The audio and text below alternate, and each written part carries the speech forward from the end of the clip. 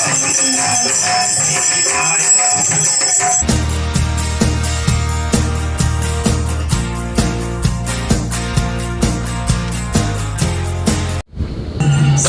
Friends, आपण मानक स्वागत करुच्ची मोर आउ गोटे नुआ ब्लॉग को। बहुत दिन पर वीडियो आसिला तो आज वीडियो रे आमे देखिबा गरामिया शिव मंदिर रे केमिति भाव रे पालन होची Mahashivratri. Let's start the video. जदि आम चैनल को आपण माने एपर्यंत सब्सक्राइब करना ताले सब्सक्राइब कर दियंतु आ वीडियो को लाइक कर दियंतु आ वीडियो केमिति लागुची देखिला परे कमेंट बॉक्स रे मतामत आपनकर निश्चय जणांतु। आखो पाखर 5 खंड गाँव रो कीर्तन मंडली को निमंत्रण करा जायछि गरामिया शिव मंदिर को। आपण माने देखि पारुथबे समस्ते भजन कीर्तन करूछंती।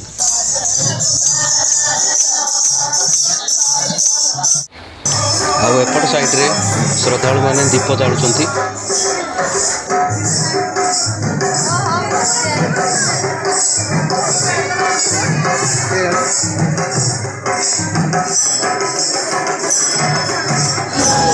ये पूजा अर्चना चली मंदिर रे आपने देखी पारे।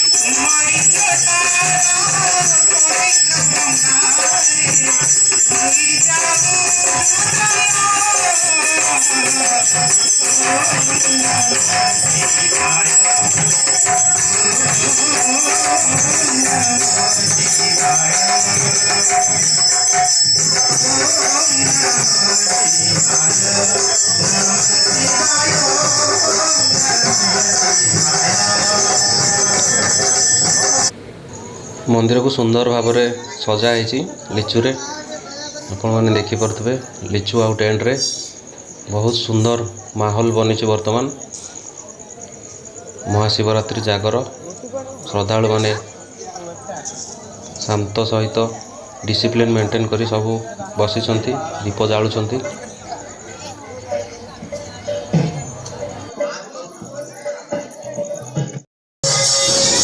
वर्तमान होम स्टार्ट हो गला देखिपे बहुत अनुसार निया जाऊँगी। पूजा अर्चना चली होम चली।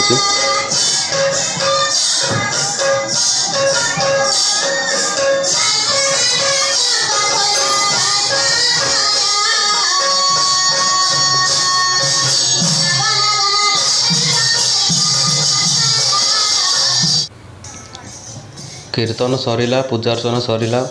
वर्तमान महादीप उठिबो।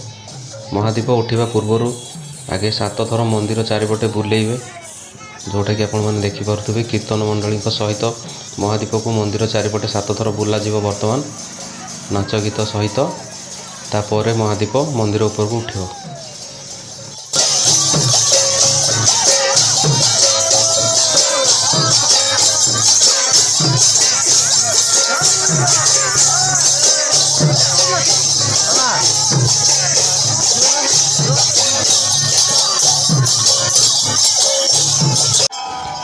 आपण मैंने देखिपे वर्तमान महादीप को बाहर करा जाउछि। आगे मंदिर चारिपटे 7 थर बुला जीव। महादीप को आपण मैंने दर्शन करंतु। महाशिवरात्रि सबुठ इंटरेस्टिंग जिनस यहाँ देखु। ये नाचिबा वाला भी एंजॉय करुछंती, देखिबा वाला भी एंजॉय करुछंती। आपण मैंने भी वीडियो को एंजॉय करंतु।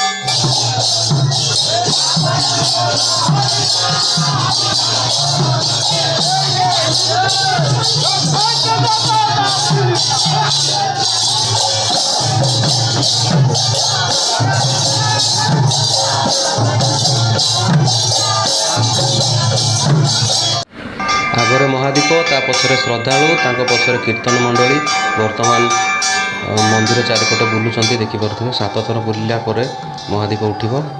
ଦେଖିପାରୁଥିବେ ସମସ୍ତେ ବୁଲୁଛନ୍ତି ବର୍ତ୍ତମାନ।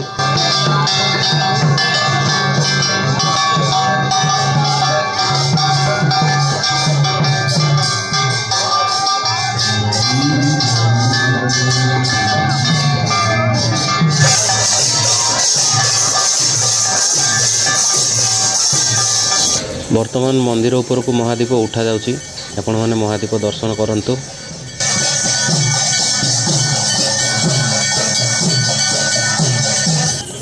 ମହାଦୀପକୁ ଦର୍ଶନ କରନ୍ତୁ ଆଉ କମେଣ୍ଟ ବକ୍ସରେ ହର ହର ମହାଦେବ ଲେଖନ୍ତୁ।